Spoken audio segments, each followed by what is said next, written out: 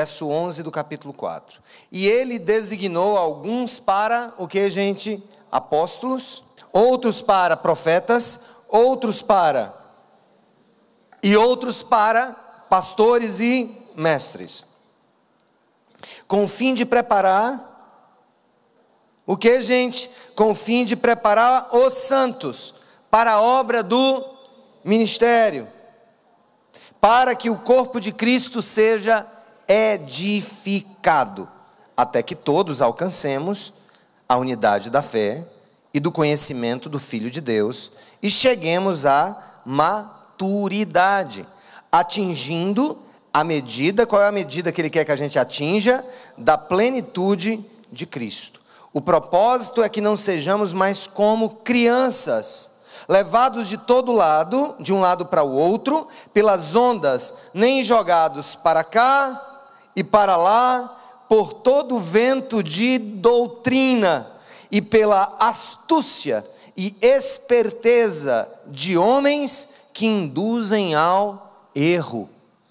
Muita atenção. E verso 15 ele diz assim: antes, seguindo a verdade em amor, cresçamos em tudo naquele que é a cabeça, Cristo. Dele todo o corpo ajustado e unido, pelo auxílio de todas as juntas, cresce e edifica-se a si mesmo em amor, na medida em que cada parte realiza a sua função.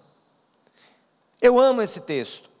E se uma pessoa perguntar, que texto você escolheria para discorrer em um livro sobre uma igreja saudável, sobre um cristianismo saudável, sobre um cristianismo sem afetações, um cristianismo leve no sentido dos relacionamentos, mas profundo no sentido do texto bíblico fazer parte da nossa vida? Eu escolheria esse texto. Paulo estava escrevendo aqui aos Efésios.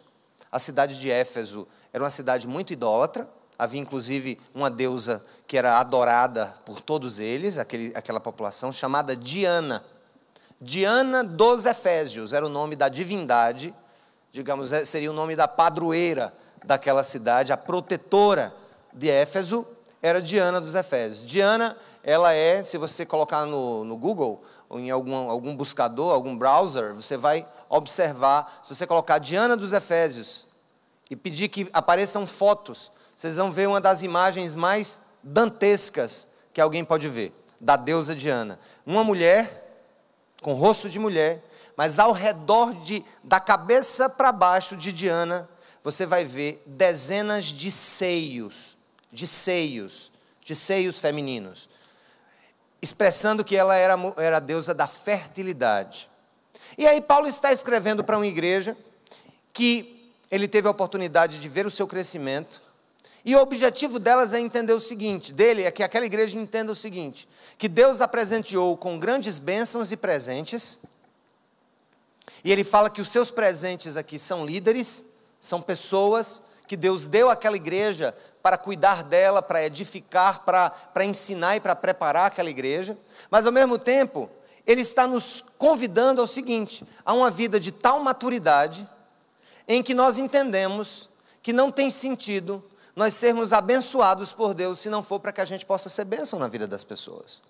Por isso que o tema da mensagem hoje é abençoados para abençoar. Repita comigo, abençoados para abençoar. E como é que aquela igreja era abençoada? Como é que uma igreja cristã é abençoada? Em um certo sentido. Quando Paulo diz assim, ele designou alguns para apóstolos, depois profetas, depois evangelistas, depois pastores mestres. E ele diz que esse presente que Deus dá à igreja, com a sua liderança, tem um objetivo primordial de tornar a igreja útil, madura, e cumprindo cada um dos membros a sua função. Ele está nos convidando aqui a uma observação muito interessante. Observe que o primeiro presente que Deus deu à igreja, que Jesus deu à igreja, pelo poder do Espírito Santo, foram os apóstolos. Os apóstolos que andaram com Jesus naquele tempo. Homens destemidos. Homens que desbravaram lugares longínquos antes não conhecedores em absoluto do Evangelho da graça de Deus, e os apóstolos eles tinham algumas características. Primeiro, eles tinham que ser escolhidos por Cristo, pessoalmente. Ninguém terceirizou a escolha apostólica. O apóstolo foi alguém que Jesus escolheu olho no olho. Pedro, Tiago, João, Filipe, Bartolomeu. E por fim, o último, Paulo disse que nasceu fora de tempo, foi o apóstolo Paulo. Ele que foi transformado de perseguidor em apóstolo. E o que ele mesmo está dizendo é que o apostolado, ou seja, o ofício apostólico que Deus deu naquele tempo à igreja, foi um presente de Deus para a igreja. Eu, pessoalmente, por análise bíblica, eu não entendo que existam hoje apóstolos do jeito dos apóstolos de Cristo, por algumas razões. Primeiro, que eles não foram escolhidos por Jesus. Segundo, que eles tinham que ter sido testemunhas oculares da ressurreição, e nós não fomos. Então, todo mundo que diz hoje, apóstolo fulano, eu, com todo o respeito que a gente tem que ter, né? Eu entendo que tudo bem, é alguém que tem alguma função importante dentro do corpo de Cristo, é um homem de Deus, ou às vezes não, mas vamos crer que tem muitos homens de Deus que são hoje intitulados apóstolos, mas não no sentido desses apóstolos aqui, né? Porque o apostolado também implicava outra coisa. O que os apóstolos diziam, inspirados pelo Espírito Santo, era lei, tornou-se o cânon das Escrituras. Então eu não posso admitir que hoje, 2000 anos depois de 19 séculos sem se falar em apóstolo, hoje se fala em apóstolo, às vezes no sentido de que os caras são tão apóstolos quanto foi Pedro, quanto foi João. Então, nós não temos base escriturística para isso, a não ser a cultura religiosa do século XXI, e às vezes as suas incomparáveis, né, invenções e criações, e a cada dia a gente vai vendo essas coisas, e agora já não se contentam mais com apóstolo, já criaram um novo termo, depois de apóstolo é patriarca, depois de patriarca é arcanjo, né, arcanjo de nações e tudo mais. Eu não sei onde é que vai chegar, talvez daqui a pouco vão aparecer as quartas pessoas da Santíssima Trindade. Mas o ponto é o seguinte, com todo respeito, é que os apóstolos foram presentes que Deus deu à igreja, primeiro para fundá-la, para fundamentá-la. O fundamento dos apóstolos e o sangue dos mártires é o que edificou a igreja de Cristo desde aqueles tempos primeiros.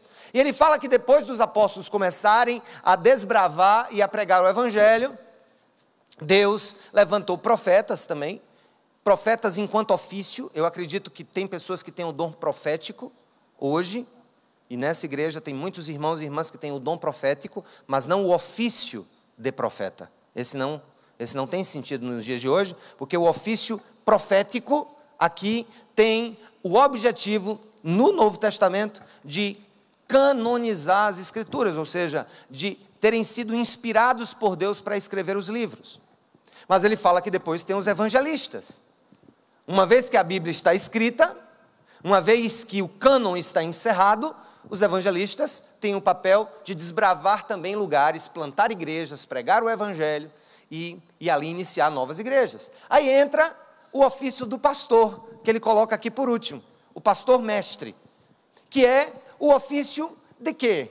O ofício de manter a igreja alinhada com as Escrituras. Qual é a minha principal função, no meu entendimento da Escritura?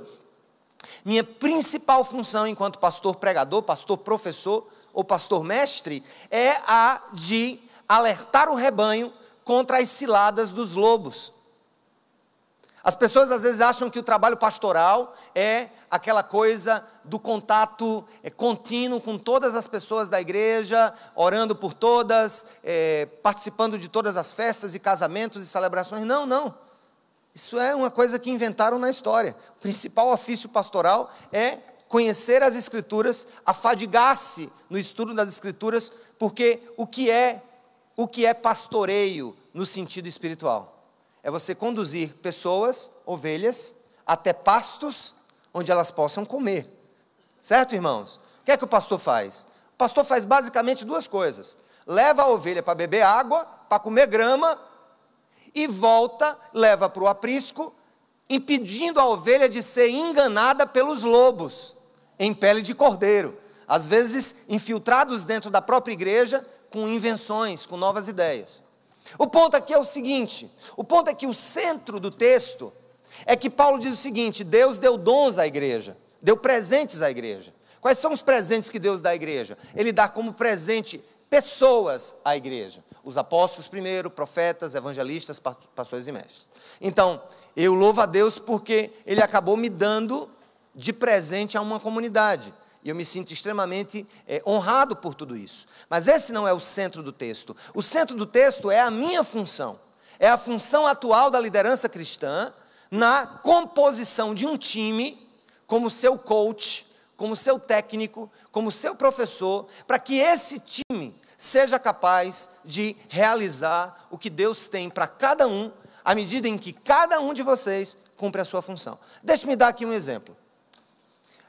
Por melhor que seja o técnico da seleção brasileira na próxima Copa, por mais que ele venha treinar os caras muito bem, por mais que ele venha preparar os caras fisicamente muito bem, por mais que ele se dedique horas ensinando-os, sabe, ensaiando jogadas, ensaiando pênalti, ensaiando barreira, ensaiando tudo, jogadas organizadas, você nunca vai ver um técnico dentro do campo chutando e fazendo um gol, chutando uma bola no pênalti. Você já viu algum técnico da seleção brasileira indo lá, não, agora é minha vez, eu que vou chutar essa falta.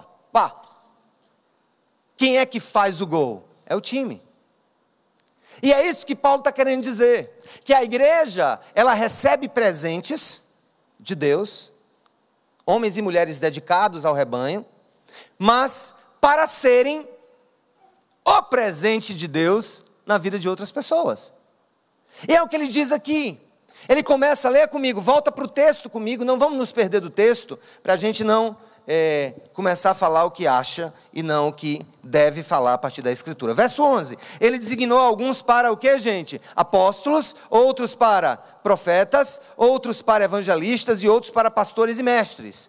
Aí ele diz, com que finalidade? Leia comigo o verso 12, vamos lá. Com o fim de quê? Com o fim de preparar os santos para a obra do ministério, para que o corpo de Cristo seja o quê?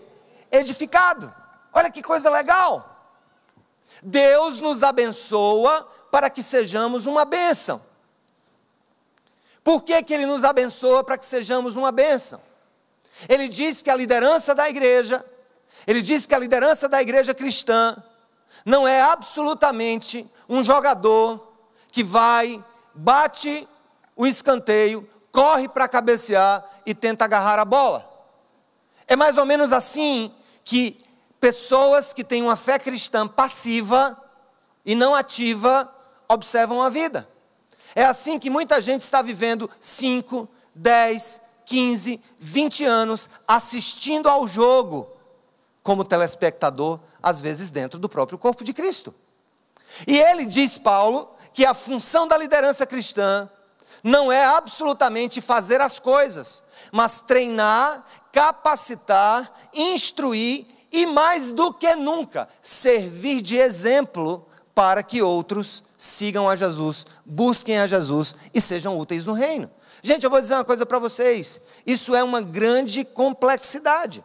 Eu me lembro que quando eu terminei meu seminário, quando a denominação resolveu pedir o meu concílio examinatório, um concílio que envolvia teologia, caráter cristão e missiologia, fui sabatinado por 2 horas em Bíblia, em teologia, em história da igreja, minha família, minha vida. Foi um concílio muito interessante, para que eu pudesse, de acordo com o pensamento da denominação, ser nomeado pastor.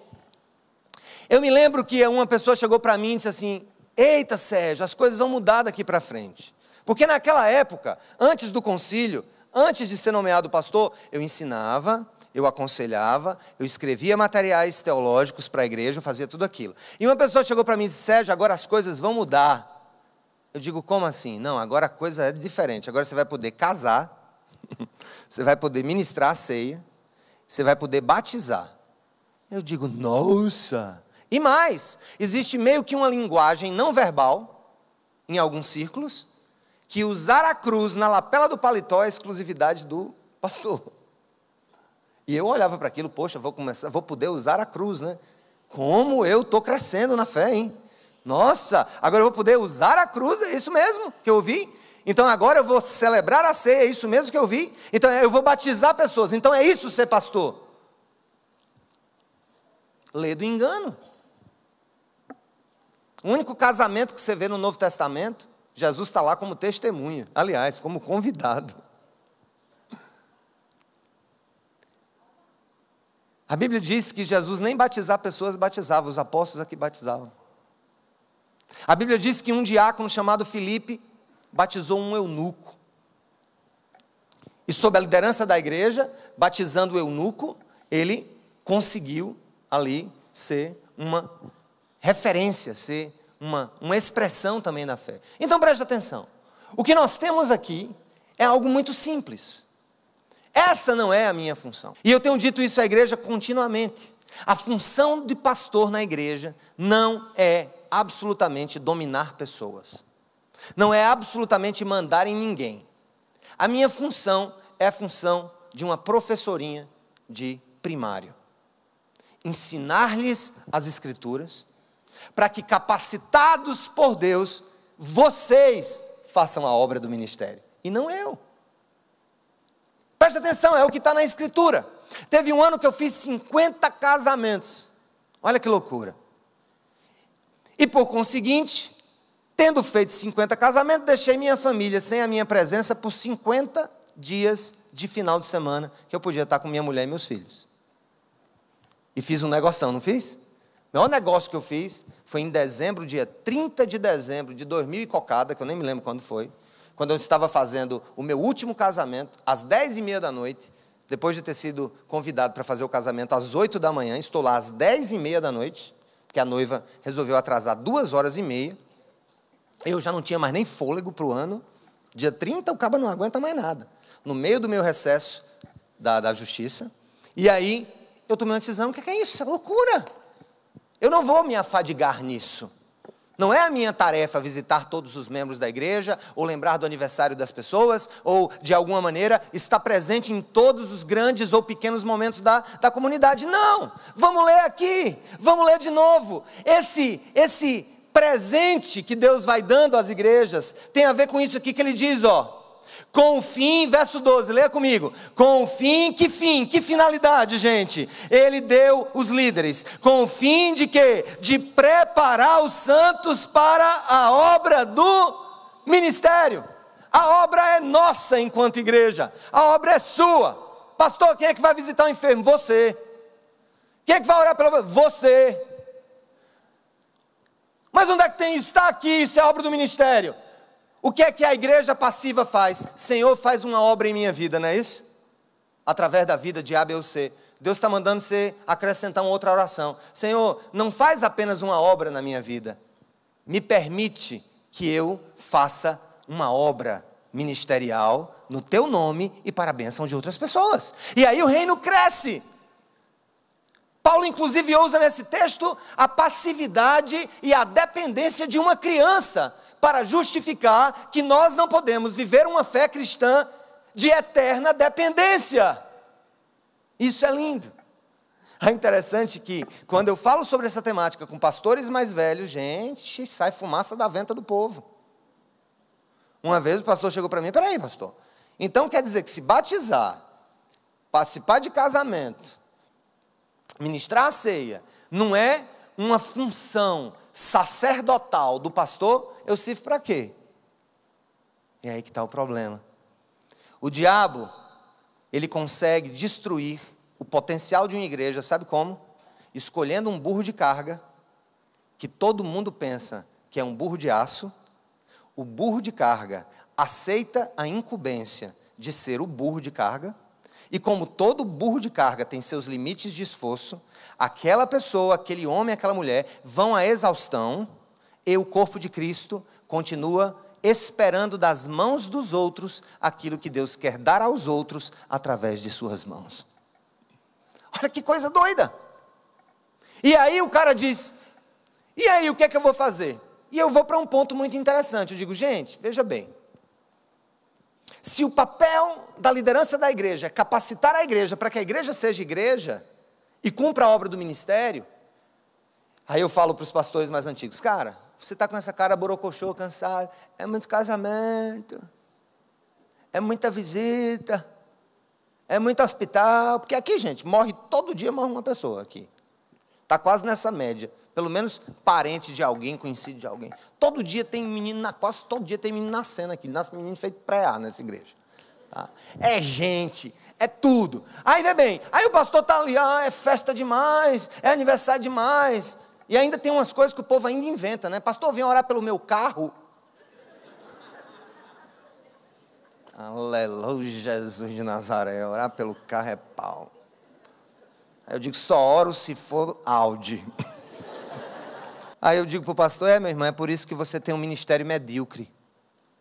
Porque ao invés de gastar tempo fazendo o que Deus chamou para fazer, que é se afadigar no estudo das Escrituras, para instruir a igreja a ser o povo de Deus na face da terra, você está querendo fazer no lugar da igreja aquilo que nunca vai conseguir fazer, porque você é limitado.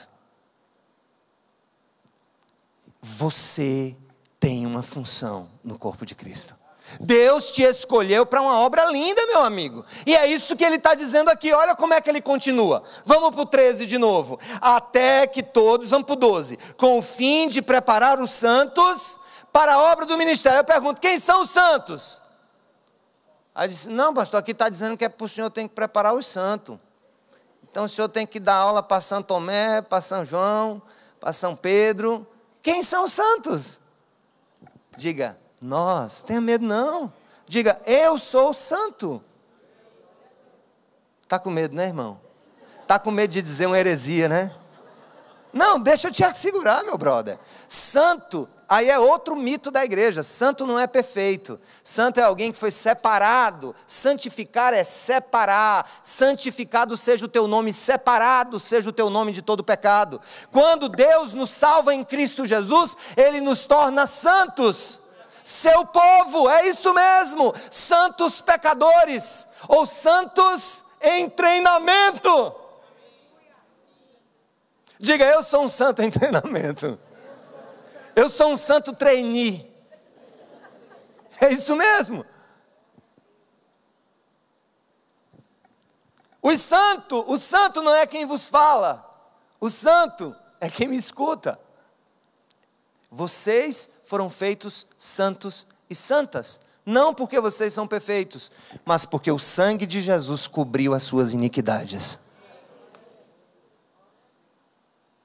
E ele está dizendo que a tarefa do ministro, a tarefa do pastor é exatamente capacitar os santos, que são vocês, para que façam o quê?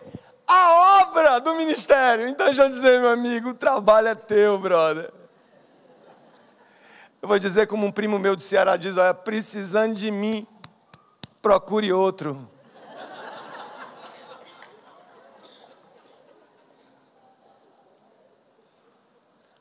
Pastor, o que é que eu faço? Meia-noite, 1h da manhã em viagem, tem uma pessoa aqui que está entrochando a cara.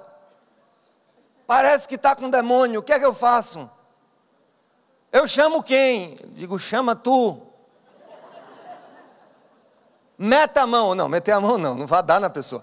Põe a mão e ora em nome de Jesus.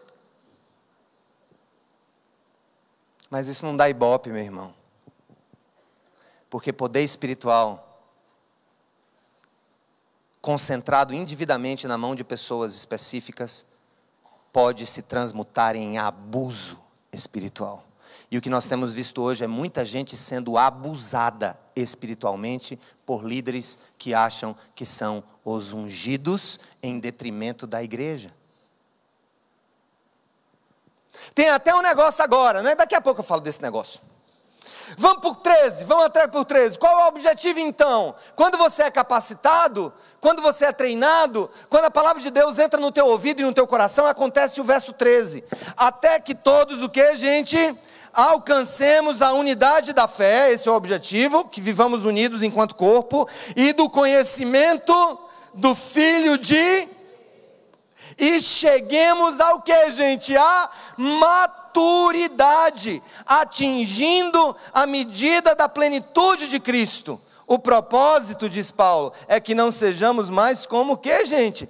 crianças, levados de um lado para o outro pelas ondas, nem jogados para cá e para lá, por todo o vento de doutrina e pela astúcia, presta atenção, isso aqui é pesado, pela astúcia e esperteza de homens que induzem ao erro. Não brinquem com isso. Tem muita gente sendo induzida ao erro dentro das próprias igrejas. Por pessoas bem ou mal intencionadas, que estão perpetuando uma geração de crianças na fé, intertendo-as com pirulitos gospel, intertendo-as com visões, com profecias, com novos modelos. Vem aqui, está chovendo fogo acolá, lá vai todo mundo. Cadê o fogo, papai? Eita, está uma unção da bexiga, está todo mundo caindo no chão.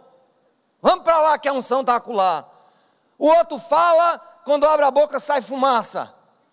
O outro está orando para o cabo emagrecer e o cabo emagrece. Caba entra com uma calça 50, sai com uma 40. Mas é sério, é isso que nós vimos nos últimos 30 anos no Brasil. Muita gente amarrada para o profeta. Olha, você tem que fazer isso, viu? Como aquele louco que apareceu na televisão, pegou uma irmã da igreja, o pastor pegou uma irmã da igreja, casada, e com o consentimento do marido e da mulher, com base em um texto bíblico, onde ele colocou equivocadamente, aliás, ele deixou de colocar um acento agudo, no texto, ele leu sem o acento agudo, o pastor, e aí pegou a irmã e chulepo, e engravidou a irmã da igreja. E aí o repórter chegava para o marido, e aí meu querido, o pastor pegou a sua mulher, meu amigo, e o que é que você vai dizer? Não, é isso mesmo, está escrito, né, um homem de Deus, uma profecia. Eu digo, meu Deus. Aí o repórter vai entrevistar a figura, o pastor. Pastor, quer dizer que o senhor está dizendo aí, né, que foi uma visão de Deus, o senhor pegou uma mulher casada e ela teve filho, né, pastor? Não, mas está aqui no texto do profeta Oséias. Vá lá, pegue aquela mulher e adultera. Aí o repórter disse, pastor, é adúltera.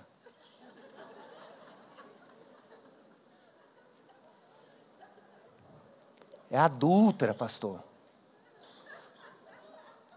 Aí ele, poxa, que bom, né, rapaz? Você veio com uma palavra de revelação aqui.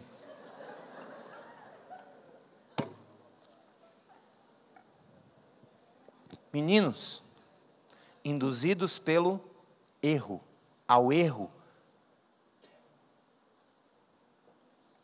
E ele diz que o objetivo da liderança é produzir musculatura espiritual na igreja a ponto dela andar seus próprios passos. Quando eu digo isso, o pessoal vai dizer, não, pastor, está querendo morrer. Não, meu irmão, não estou querendo morrer não. Mas uma coisa eu sei, o trabalho de toda liderança bíblica que ama Cristo é tornar-se a cada dia menos necessária para que cada pessoa encontre a sua função no reino de Deus. Ponto final. Minha tarefa não é perpetuar, gente, um modelo de vida de alienações. Aliás, uma das minhas principais missões na vida é invadir prisões mentais e quebrar os cadeados. Porque o que eu estou pregando aqui não dá ibope. Porque o que eu estou falando é que não existe concentração de poder na igreja de Cristo. O que há é uma autoridade limitada, usada a favor da libertação espiritual e mental da igreja, e não do seu aprisionamento. O que Paulo está querendo aqui é que a igreja de Éfeso seja uma igreja madura. E ele diz, olha, esse amadurecimento tem uma vara de medir. Qual é o limite dessa maturidade? Ele fala, a plenitude de Cristo Jesus. Olha o que é que Deus quer da tua vida. Não é brincadeira não, meu brother, minha sister. Deus quer que você seja como Cristo. E Ele vai edificando em você, a partir da ação do Espírito Santo, da exposição da palavra, da vida comunitária de maneira saudável, homens e mulheres que serão capazes de detonar os portões do inferno.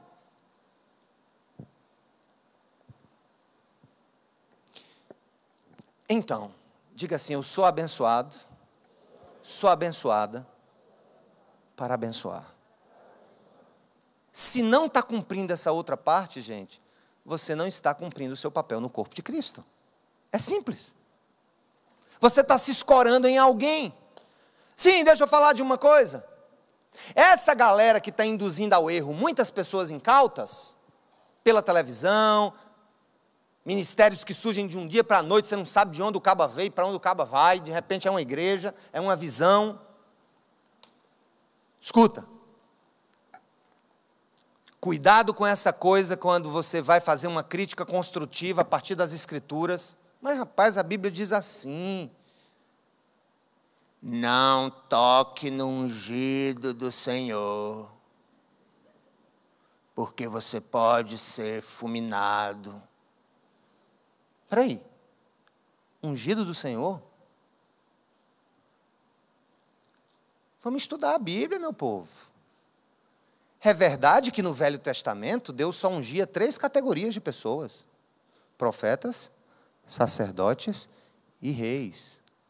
Na nova aliança em Cristo Jesus, depois que Ele morreu e derramou o seu sangue, depois que Ele ascendeu ao céu e derramou o seu Espírito sobre toda a carne, o que é que aconteceu? Toda a igreja é ungida do Senhor. O respeito que você tem que ter por alguém que lhe lidera é o mesmo respeito que quem lhe lidera tem que ter por você. A autoridade bíblica se exerce a partir da palavra, e toda ela é delegada, ela não é originária. Eu não tenho autoridade em mim mesmo. A minha autoridade de pastor e de líder que vos fala é baseada, primeiro, no Espírito Santo sobre a minha vida, segundo, porque o que eu estou pregando para vocês está na palavra autoritativa que foi inspirada pelo Espírito Santo. Amém, irmãos? Nós precisamos construir uma história de povo de Deus no Brasil que seja realmente coerente com o ensino bíblico. Um povo forte, ativo, em que todos cumprem o seu papel. É o que Paulo diz aqui no final, olha, ele diz assim, no verso 15, vamos lá, antes, olha o que é que Paulo está dizendo, verso 15, como é bom ir para a Bíblia, né, gente? É bom demais para a Bíblia, né, gente? É bom demais. Acaba não se perde não tem jeito. Antes, seguindo a verdade em amor, cresçamos, olha aqui está no coletivo, cresçamos em tudo naquele que é a cabeça. Quem é a cabeça da igreja? Cristo, não é pastor Sérgio, embora tenha uma cabeça grande. Pastor Sérgio, pastor Josemar, pastor Tiago, os líderes da igreja, são irmãos, que têm a incumbência de liderar. Devem ser honrados, sim, devem, porque a Bíblia diz, especialmente os que se afadigam no estudo da Escritura e no ensino, são dignos de dupla honra, porque estão cumprindo um papel de libertadores, mas não são mais especiais, mais cheirosos, mais ungidos, mais poderosos, são apenas, gosto desse termo, professorinhas. Se lembra das professorinhas do seu ensino primário?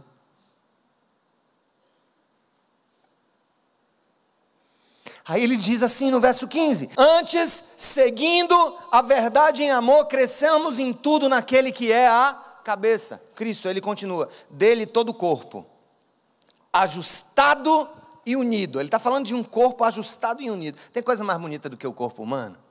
É lindo demais, não é não, gente? A gente envelhece, a gente tem doença, mas vamos pensar no corpo humano na sua dimensão de funcionamento orgânico e perfeito. É lindo demais, né, gente? Meu Deus, como Deus é perfeito. Os sistemas que compõem o nosso corpo é uma coisa muito linda, não é não, gente? Todos os sistemas que compõem o nosso corpo. E ele está falando de corpo aqui. Um corpo em que Jesus é a cabeça, e ele diz assim, verso 16, dele todo o corpo, ajustado e unido, pelo auxílio de todas as juntas, cresce e edifica-se a si mesmo. De que maneira, gente? Em amor. Mas como é que isso acontece? é o final do texto. Na medida em que cada parte realiza a sua função. Aí Deus está perguntando para você, qual é a sua função? Qual é a sua função? Qual é a sua função? Há um corpo. Meu filho é o cabeça. Qual é a sua função nesse corpo? A minha função é... Já sei. Eu sou o carrapato que suga o sangue. Ah, já sei. Eu sou a muriçoca que fica ali só incomodando. Pic, pic, pic, pic. Eu sou a muriçoca. Não. Você faz parte do corpo. Você não é um parasita no corpo. E o que a Bíblia está me dizendo é que o corpo de Cristo vai se tornar cada vez mais belo à medida em que cada pessoa que o compõe entende-se ungido, entende-se santo, entende-se como alguém que precisa crescer e não viver uma eterna infância espiritual, mas ao mesmo tempo alguém que desenvolve um papel que é lindo dentro do corpo. Quem aqui já brincou de quebra-cabeça? Levanta a mão aí. Cuidado para não mentir, tá? Aí você vai deixando a mão para cima. Quebra-cabeça com mais de 500 peças. Levanta a mão. Não, tem gente que faz aquele quebra-cabeça de 12 peças, né? E até o cachorro faz, se ensinar ele. Quebra-cabeça de 1000 peças. Quem já brincou com quebra-cabeça? De 2000. Dá para não mentir. 3000. Poxa, 4000. Aí já baixou a mão. Escutem. Tem coisa complexa, mais complexa do que montar um quebra-cabeça de 2, 3 mil peças, especialmente quando é a parte que é a nuvem, na paisagem. A nuvem. Aquela nuvem que passa. E você tenta mudar, e você não tem tanta referência, porque a nuvem não tem quina, né? A nuvem não tem a coloração do prédio ou da paisagem, é a nuvem branca. E quando é o céu? Azul. É luta.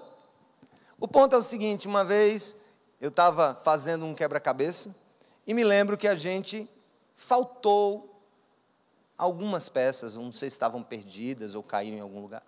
Depois nós achamos, mas eu me lembro que havia ali buraquinhos naquela grande paisagem.